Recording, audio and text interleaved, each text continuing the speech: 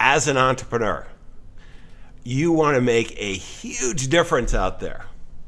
Well, as you're creating all that value, you want to build the business on purpose, not just for more business, but to support the quality of life that you want. Well, today I've got a remarkable entrepreneur, Jim Palmer, who will be joining us, and he is going to show you how to take your business and really form it into that dream business that allows you to live the life of your dream. I don't know about you, but that to me is one of the most important things. He is a business coach, a marketing coach, a great author. I just finished reading his latest book, speaker, entrepreneur, and he's got some tremendous insights to help you really accelerate your success and to build the business of your dream. I'm John Bowen, co-founder of AES Nation, and we are here to help you accelerate your success. Stay tuned. You don't want to miss this. Ordinary success? No way. You want amazing, remarkable, exceptional breakthroughs. Dig deep, think bold, drive hard, watch yourself soar beyond your dreams. AESNation.com. I am so excited to have you join us. I mean, it's pretty amazing. I mean, you've done so many things in your life. I'm looking at the list, on the no hassle newsletters and no hassle social media, success, advanced publishing, concierge, print and mail, mastermind groups, coaching groups, and then you're hanging out on a boat here and you're making time to come join us. So first of all, thank you. Well, it's my pleasure, John. Thanks a lot. And congratulations on your show, man. You're really killing it and providing a lot of value. I think that's awesome. Podcasting is pretty cool. It's such a great way to share information with folks. Well, it really is. And I got to tell you, one of the reasons why, Jim, I wanted to have you on, I was so impressed with your daughter, Jessica Rhodes, who has the Interview Connections, and she's worked helping me really get on shows, as well as I think we're over 200 shows now, providing guests and so on. And I'm going, geez, if this guy's done all this stuff and he's got a great daughter, he's got to be a remarkable entrepreneur. So, give me a little bit of the backstory, though, on your journey to get where you are. And when I say journey, I mean you're on a boat too. So, I am. It's a real journey. John, I'll give you the short version, then I'll lead you what brought me up to living on a boat. So my wife and I, we were married at 21, had our first kid at 23. By the time we were 27, we had 4 kids, twin girls, Jessica being one of them. And we made a decision that Stephanie was going to be a stay-at-home mom, which meant I would be the chief breadwinner. And I really focused on my career. I became a VP of marketing at a training company by the time I was 40. 6 months later, my boss, the owner of that company, walked into my office and said, "Jim, you're very talented, so I know you're going to be okay." And I was like, oh, goodness. And he goes, "We're eliminating your position with the company. I think we're okay without marketing." And that day was my last day. And John, I really had a healthy ego. I'd done very well for myself. And I thought, well, I'll just go find another good paying job. And fast forward, that turned into 15 months of really devastating unemployment, crushed my confidence and self-esteem. We quickly blew through the meager savings we had. Started racking up a lot of debt. 12 months into that, I was diagnosed with stage 2 cancer, just for a little extra stress on the scene. Yeah. And then I had I don't think there's anything more you could fit in at that point. It was so interesting. It was a Tuesday morning at 8:58 because I looked up when the phone rang, John, and I saw the funny numbers in green on the microwave, 15 years ago said 8:58. It's burned in my brain. And that's when the doctor said, very, very quickly and succinctly, "Jim, I'm sorry, it's malignant. You need to get a surgeon right away." And from that moment on, I stopped thinking about getting a job, which had been my preoccupation for 365 days. Anyway, I did have a job prospect that looked really, really good, but then September 11th happened, and the company that was going to hire me to start a franchise program for their business said, "We got to put our plans on hold." I'm sure you remember what that was like. Nobody was doing anything. Planes weren't even flying for a while, right? So John, you get to a certain place that's very, very low, and then sometimes the only place to go is up. And that's what I said, well, I'm going to take control of my life here. And I started my first business in October 2001. I knew with my diverse background, I would probably be a consultant, but I knew I needed to generate cash. I'd always done really well creating newsletters for companies. I created my first one when I was 21 on a typewriter with pressing it down on the glass to make the images go down with whiteout, and it worked really well. So I then learned some desktop publishing along the way. So I started offering newsletters, and that took off. And about 5 years later, I had a multiple six-figure business. But then my wife Stephanie one evening said, I call this the question that rocked my world: when are we going on vacation? It's been over 5 years since we've had our last vacation. It was 6 at that point. Now, John, at that point, I knew we could afford a vacation, but I realized that was my turning point when I realized the business I created was a small business. I was the sole employee. And if I wasn't doing it, nothing happened. So I couldn't imagine being away for a week. This was like before Ring Central. Like, nobody's going to answer the phone. I'm writing and designing newsletters, overseeing printing and mailing, doing everything. And that's when I decided, wow, I better change this, because I'm hitting a ceiling. And while I'm making money, there's a point where most people, you get to make a certain amount of money. Then you start looking for something else, more lifestyle, time freedom. Mm-hmm. So I spent about a year, what I call university. When I went to seminars, I got a program from Corey Rudel, one of the early guys in the internet game. And I just learned internet marketing, direct response marketing, got involved with Dan Kennedy and Joe Poller, started learning from him. And so I launched my first internet business in 2007 called No Hassle Newsletters, built out this whole membership site and launched it, and quickly grew to 2 members, right? And then, but I grew it to literally hundreds of members, John, in 9 different countries. And then I started launching other companies: No Hassle Social Media, Concierge, Print and Mail on Demand, Custom Article Generator, Success Advantage Publishing.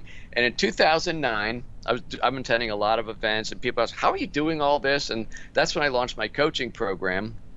I'm really accelerating the pace here. So 4 years ago, John, I started looking at my life and figured, in the 12 or 13 years that I've been running my business, I probably worked more hours than my entire previous career, and I don't want to do that anymore. And so I got very clear on what, now that the financial side of things was comfortable for us, I said, what do I want to do? And I thought, I want to work 3 days a week, and I want to work Tuesday, Wednesday, and Thursday, so I always have a very nice book weekend, because we got into boating 4 years ago. And so that's what I did. And I got a team of 13 virtual assistants, put a project manager in charge. All the businesses I just talked about, except coaching, are handled by other people. So Tuesday, Wednesday, and Thursday, a lot like you, because we talked about this before, from 8:30 to about 6, I'm on the phone or doing video, going from client to interview to client, whatever my schedule fills up. And then Thursday's a fun day for me, because I start after lunch. I go, 4 more, and then by the last one, I know, yay, I got 4 days off. So, and now at the kind of what brought us to this boat here was when my wife retired June of last year from a 15-year career in early childhood development. That was our last geographic anchor, so to speak, because I can work anywhere. And she said to me one night, she goes, I think it's time we go on a big adventure. And we didn't know what that meant, but after some, several conversations, we said, why don't we live on a boat? So we sold our house, used all my own marketing skills, we sold it ourselves. After we lived there 30 years, I probably saved 15 grand and, commissions, and put a lot of stuff in storage, gave some stuff away. The Goodwill got to know us on a first name basis. And we have one boat and we have one car. It's a 50-foot boat, 14 feet wide, almost 1,000 horsepower, unlike your parents' sailboat there. And life is really, really good right now. We feel very blessed to be where we are. No, it's a great story. And Jim, one of the reasons why I wanted to have you on is that so often as business owners, we're running so hard, and we keep on building businesses, and we start having success, and then we kind of forget why we were building the business. That freedom you talked about, that quality of life. And this is one for, we have the privilege of having a lot of AES members who are really having a lot of success. And where you are in your career, I mean, one of the things we should be constantly doing, at least once a year, taking a look at where we are and where we want to go, so that we don't, do this. And I mean, and this is one I can still, I go back, Jim, when I reached this point. I had sold a business at 45. I was flying around the country in private jets doing deals. I was part of an executive team, a small equity owner of a public firm. And I hated my life. It's just first year was great, but the rest of this VP stuff. I was an EVP and I was CEO of a division, but I hated my life. And I can remember being so upset. And the guy that was the CEO was a little younger than me, and we would be swearing each other on the phone and so on. And my wife one day came up to me. This is why we're married, because we need this guidance along the way. And she taps and says, "Why are you doing this? We don't need the money. You don't enjoy it." And this is where, a lot of you out there are enjoying what you're doing. You've built great lives and so on. But this is a time for, this podcast. I want you to all reflect on, let's be successful on purpose. And that's the quality of life. And Jim, I want to go through some of the lessons you've learned along the way. And I'm going to take it first as we're building up, type thing, and that what's allowing you to do it. And one of the lessons when we started, we're going, give me 5 key takeaways. And these are 5 great ones that you did, because they're all ones that I'm living too, and some better than others. But number 1, delegate or stay small forever. Tell me what you mean by this. So most entrepreneurs, because we're such geniuses, nobody can do it as good or as fast or as economical as we can. So why would I hire somebody to do something I can do myself? That's a common trap, and that's when the entrepreneur becomes the bottleneck to their growth. And so when I started my business plan, when I started my business, I like to joke it at 1 page, no employees, right? But when I started growing the entrepreneurial businesses, John, I quickly came to a point where I realized I can't do it all myself anymore, and nor do I want to. And somebody mentioned in a mastermind group I was in, they said, "Oh, you ought to get a VA." I didn't know, well, what's a VA? I had no idea what a virtual assistant was so long ago. But now I got 13. And the thing is, if there's a saying, I'm sure you've heard it, that if you want to earn $1 million, let's say you're going to work 50 hours a week and work 50 weeks a year, you got to bring in $400 an hour. Well, if you're doing task-oriented things that you can have somebody else do for you for $20, $30, $40, $50 an hour, that's what you're worth, and that way you'll never get up there. So when I started hiring virtual assistants, and it always seems like you're putting the cart before the horse, I suddenly found myself with a little extra time. And now that's when I started writing my first book, and it just became easier. So delegate, you should be delegating everything except what I call high revenue generating activities. And the more I looked at my business, it's not writing newsletters, it's not updating the membership site, coaching my clients, talking with prospective coaching clients, and doing interviews. Those are the high revenue generating activities that I cannot delegate, nor do I want to, but everything else is delegated, and that has allowed me to grow very nicely. Yeah, no, this is something that is so important.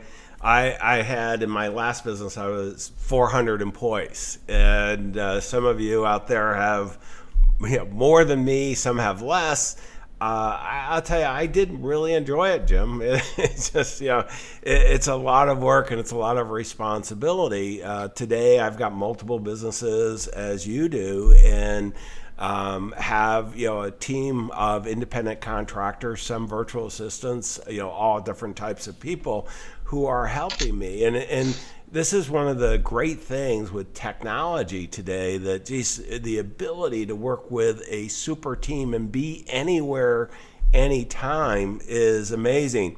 So, really, and this is so important as you build the life. I mean, because, Jim, you wouldn't have been able to do what you're doing if you didn't have that delegation. And it's not only delegation where they're, how many of those VAs are in your boat right now?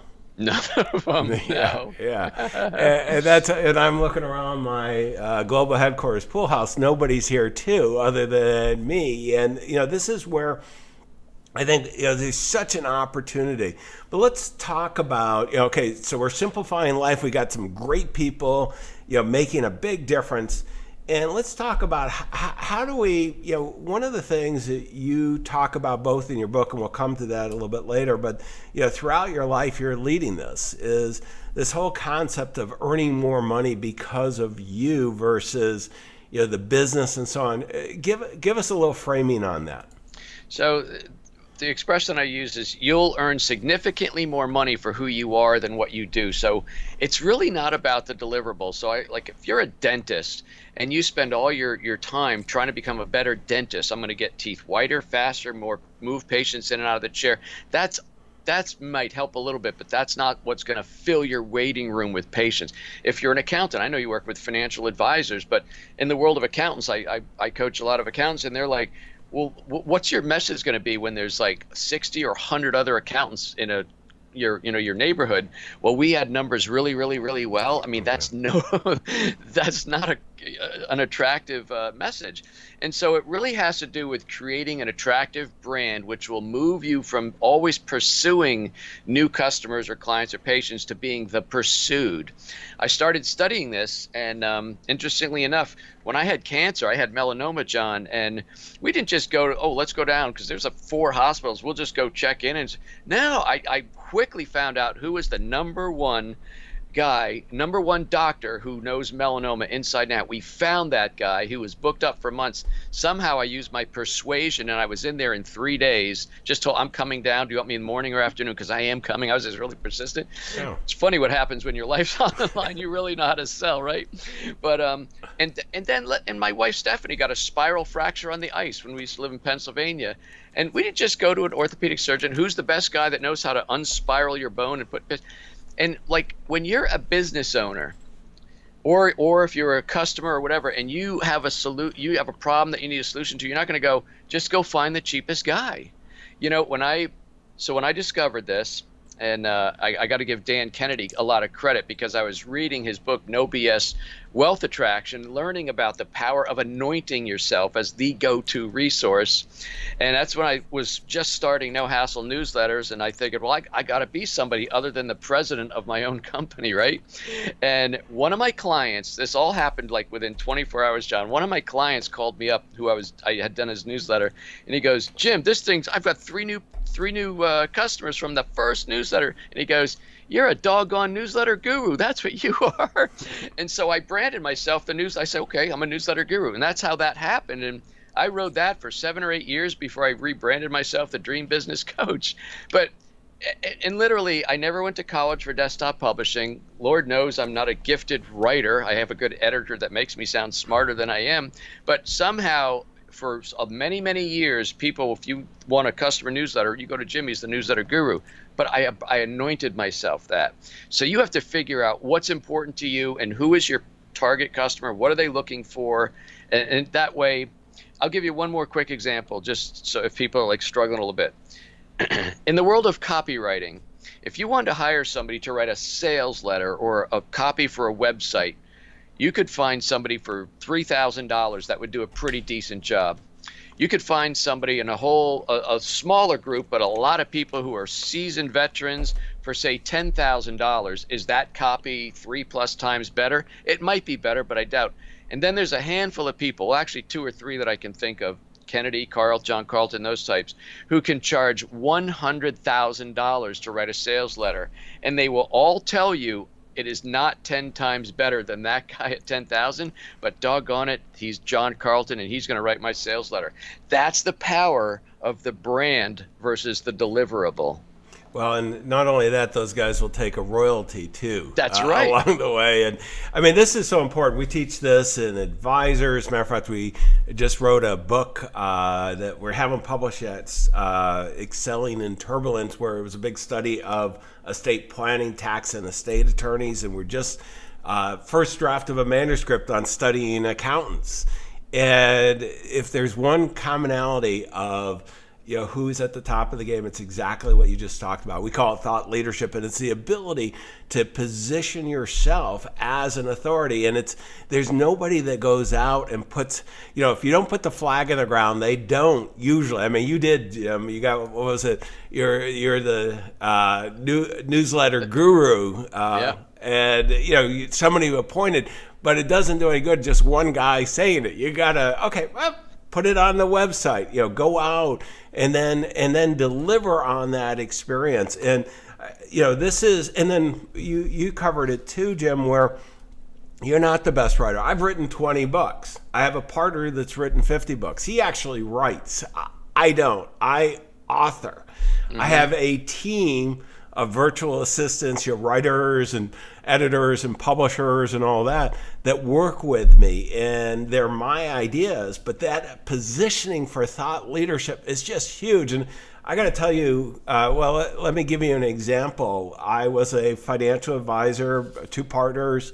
We had created a very good business in Silicon Valley. We were managing $2 billion of entrepreneurial, high-tech people. And I wrote a book called it Creating Equity, on how to build an advisory business. And somebody read the book very early on and called me and bought the business for $25 million. So I really like books. I mean, I like this thought leadership. So this is something that everyone at every stage can do. But let's go to one of the things you and I are also both passionate about, is this multiple streams of revenue. Yes. Tell me why that's so important to you.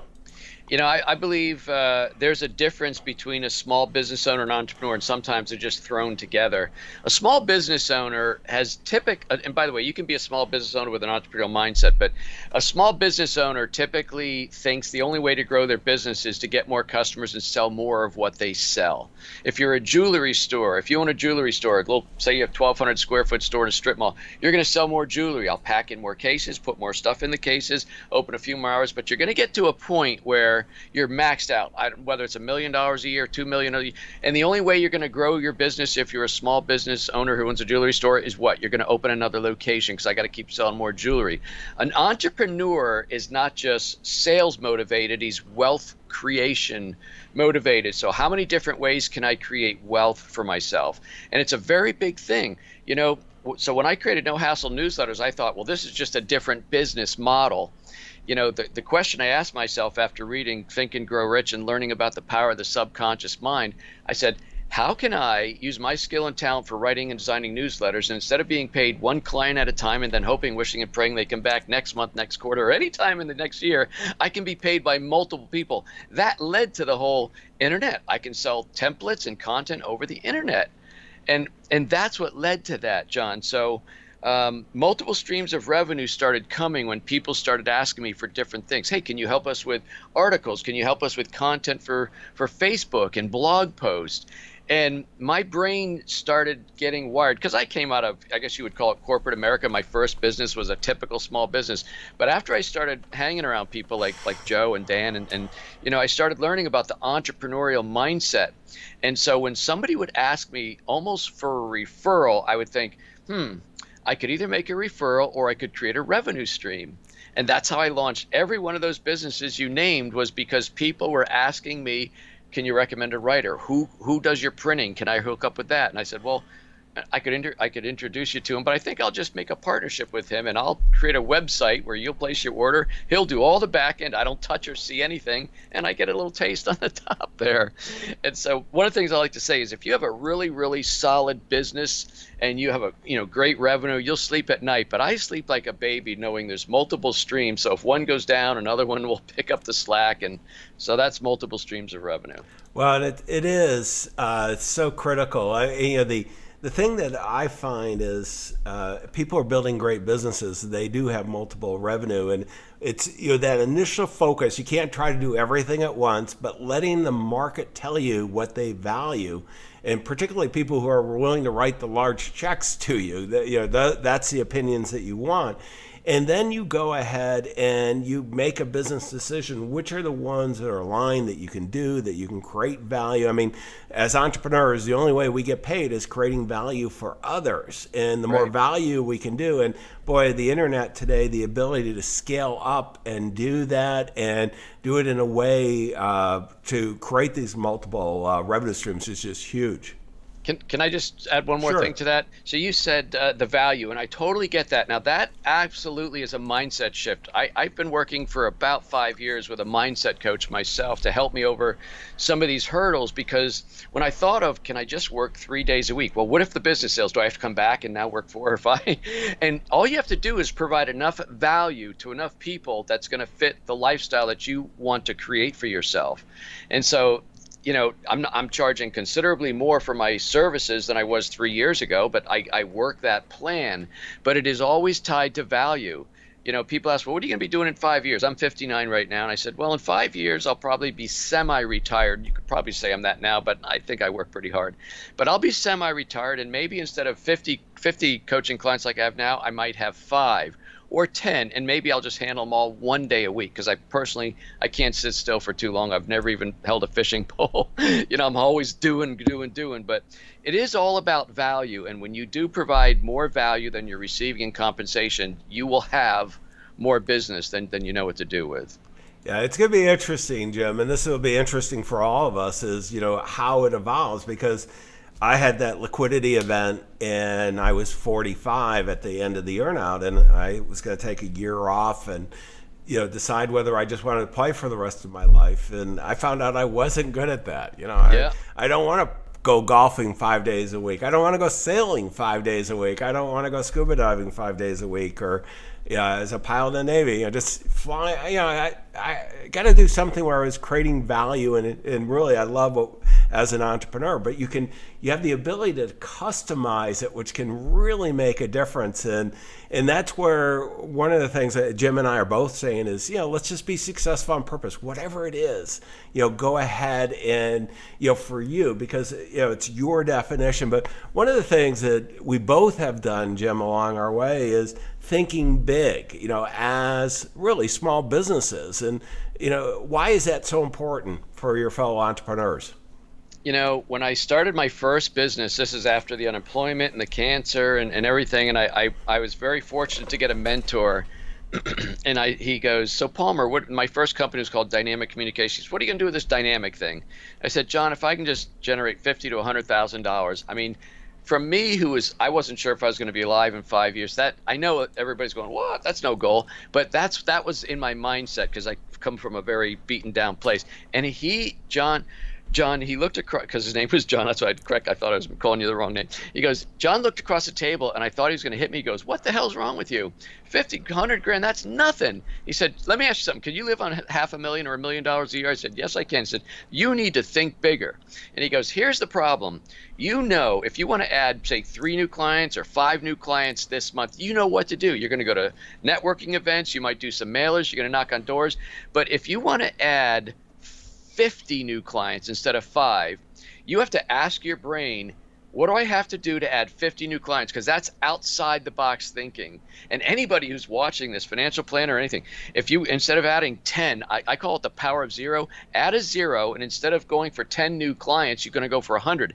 And I say, even if you fall woefully short, like by half, and only get 50, you're so much farther ahead of the game. But the power is in your subconscious mind, and that's where everything you've seen or read or heard or have been schooled or mentored is in there. And every day we live in our own little world, John, of what's possible with everyday thinking. And so think big, it's a nice expression, but it's really true. You got to push away the walls and kick down the doors. And that's how I went from two clients to several hundred clients in 9 countries with just one program, because I started thinking about, well, wait a minute, they have internet in Australia and Canada and England and Newfoundland. I started looking for all these English speaking countries, and next thing you know, we're doing very well. So we sometimes think neighborhood when we should be thinking either nationally or internationally. Yeah, no, I think it's so important. As entrepreneurs, we have to protect our mindset. And one of the best ways to do it is, you're calling it the power of 0. It's adding that 0. And because if we think incrementally, it's just adding 1 or 2, that's not that hard for us. And we don't change. We're just constantly, in our little game improving it. But when you add that 0, all of a sudden we've got to take a step back and be strategic, and that's where big things happen. What about, none of us get out of life unscarred, and shit happens and all that stuff. And when we were talking about the big 5, you said number 5, persistence. Why is that so important? It's patience and persistence. And I'm going to tack on one thing to the previous answer before I answer this one. Not to sound like a politician, but leapfrog. We're learning. We go from grade 1, 2, 3, 4. Nobody says when you launch your business you have to generate 50 grand before you generate 100,000 or multiple 6 figures. You can leapfrog. So that's another thing as far as thinking big. But here's the thing: every successful business is built, whether it's a product or service related business, it's built on powerful relationships, the relationships you have. And you cannot, I call it, you can't microwave trust. You can cook a Thanksgiving meal, not that it's going to taste great, in a microwave oven in 3.5 minutes, but you cannot microwave a business. And when, what I find working with a lot of entrepreneurs, John, is that we'll create a brand, we'll start marketing, and 30 days from now, if they don't have a multiple six-figure business, they're like, what's wrong? And how many different, we got to change. I've heard this expression said, just about the time you want to change your marketing, your brand, your product, your pricing, or offerings, that's just when your prospects are starting to finally understand who you are and what you offer. And every time you change, you're going back to zero. It's like going back to the go on the Monopoly board. So you got to be persistent. You got to keep marketing across many different platforms, but you also have to be patient. When people don't understand, well, yeah, but I can do videos. Yes, you can. And that's going to bring people to at least find out who you are. It's like, how do you do via video, book, whatever. But if you think of the first date you had with your wife, I've been married 37 years. I'm sure. How long have you been married? 37 years. Oh, congrats. Here we go. Now, I guarantee that when I went on a first date with my wife, if even despite my heart going pitter patter, if I said, man, I want to be married, I want to have kids, we're going to have a great life together, boom, she probably would have took off running because it's icky. It's the same thing. If I was to meet somebody, hi, I'm Jim. How about joining my VIP coaching program? People want to go right from hi, how are you, to could you want to work with me? And you have to build trust and build the relationship. And that has to take time. Well, it does. And, as entrepreneurs, particularly in today's internet marketplace, everything is instantaneous, that microwave, and our attention span, ours as well as our prospective clients or customers, is that too. And let's bring this all together. I want to go to a new segment, the book of the day. And I'm going to pull up, Jim, you've written a great book. I had the opportunity to read it over the weekend, and I even went to this page and bought it because I wanted to see what you were up to. I saw it on some kind of one of the promotions along the way, and it's a great book. And if it's important, you have the dream business and dream lifestyle. But I've got your justsayyesbook.com. Right. Tell us what's there. So, so first of all, it's a good way to share, but absolutely full transparency. The more people that read my book, obviously they might want to connect with me, and we'll see where that goes. But justsayyesbook.com. I have the book available on Amazon for $20 plus shipping. But if you go to justsayyesbook.com, I will mail you a free paper. One of my 13 team members will mail you a free paperback. We will collect $6.95 for shipping and handling, but that's even if you're internationally. We just sent a book somewhere for $28. It's $6.95 shipping and handling. And John, I've written 7 books now, 8 counting my audio book, and this is my most inspirational and motivational, kind of a kick in the butt with a little bit of velvet on the shoe there. This will bring you up to date if you're new to my world, and then you can go back and perhaps you might want to read Decide, which is a very, very mindset oriented book. But anyway, I would love for people to read the book. But the other thing that I shared in the book, as you know, is this is not just a business book, it's a lifestyle book. When Stephanie and I thought about living on a boat, one of the things that kicks in, whether you're an entrepreneur or thinking about doing something big in your personal life, is you initially, John, you romanticize the idea, I'm going to start a business, or I'm going to live on a boat, or I'm going to buy a cabin, or whatever it is. And it's very romantic and it's exciting. And then the other side of your brain kicks in and you start playing the what ifs. And I come very clean about all the what ifs. What if I don't know how to drive a 50-foot boat in a very tight marina and everybody's watching me bump off of different boats?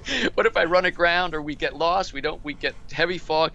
There's a lot of scary things. And you will probably do all those things. I have run aground. I have not hit another I have boat. Spent the night one night. I damaged my own boat. Yeah. But the thing is, as was taught to me by another entrepreneur who moved on a board, and I found him very inspirational. He goes, every day you're going to wake up and you're going to learn how to fix something you didn't know how to fix before. You're going to overcome a challenge or a problem. He says, you're probably going to become a badass boat driver, and you're going to have the adventure of a lifetime, but that you will never have unless and until you say yes. So the whole just say yes is you don't say yes to everything. In fact, there's got to be a balance. But when you have a big opportunity or a chance, now I think over my left shoulder, I don't know if you can see it, there's an hourglass there. it was a gift to me after I had the cancer. And I suddenly at 41, when I don't know if I was thinking about my life, but at that, I would have imagined if I did, I would think in 40 years, 50 years more. And for a while, I didn't know if I'd be around in 5 years, John. And so to me, when we have this opportunity to do this, the smart thing would have been maybe take another year, take some more boating courses, get a captain to teach me different things. But you know what? I don't know what we're going to be doing in a year. So we're just saying yes. We're going to figure it out as we go. We run the boat like a team. I can't run it by myself. Stephanie's having navigation courses. It's a heck of an adventure, John. And it's just, I think too many people, as you said earlier, are so married to their business and their goals and more. Next thing you know, that sand's going to run out of that hourglass. This is great, Jim. And I'm going to hold up your book here. And I found it a very inspirational, motivational book. And my parents lived on a sailboat for 7 years. By the way, that's my boat. That's me driving. Yes, and the key for me, and I think this is a great book for any business owner or entrepreneur to just use as a reflection of, am I really playing the game that I want? Am I building the life that I want? And your journey of doing that, as well as not only the inspiration, but the life lessons you share are so valuable. Can I share one more thing for your listeners? And this is, so it's non-business related, but Stephanie and I, we were in the same house in the same area of most of our lives, and friends, neighbors, family members were wondering what we're doing. And anyway, we started a blog. It's not a business blog, but it's called OurFloatingHome.com. Our Floating Home. We named our boat Floating Home. OurFloatingHome.com. And if somebody's thinking, what do?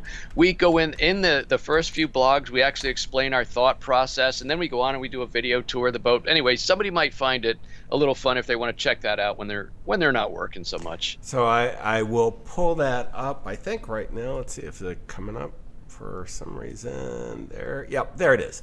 So you have the boat and everything there. And then I want to point out one other resource. If you're not floating around, Jim, tell us about your Dream Business Coaching too, because I just put that up on screen as well.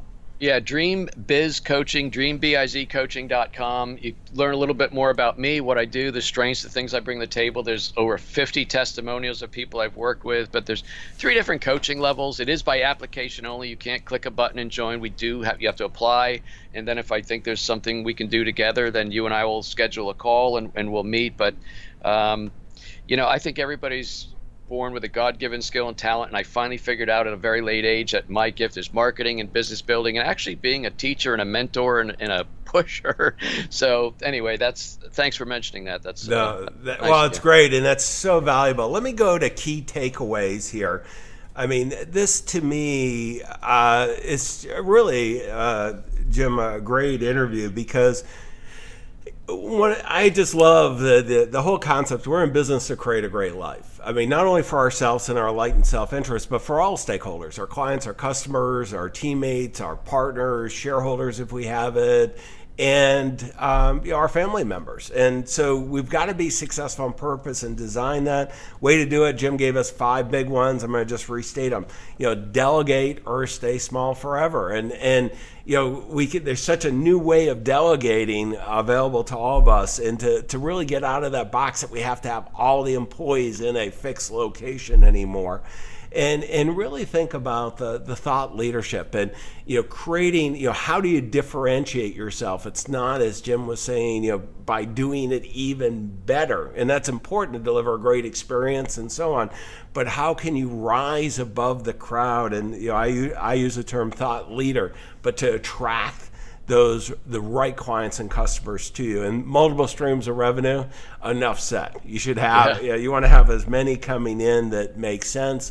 Think big. Don't get caught up in incremental planning. Do it bigger and more focused on achieving that, and then persistence, because there are so many overnight entrepreneurs that we read about. None of them are true. Yeah, that's right. It's only through sticking through it long before a reasonable person would have given up. Jim, thank you again for spending the time. I really appreciate it. And for all of you out there, above me, asnation.com, we have the show notes, the interview, the transcript, as well as all the links to everything that Jim and I talked about. Go out and implement this. Your clients, your customers, they're counting on you. Don't let them down. Wish you the best of success. Exceptional, remarkable breakthroughs. AESNation.com.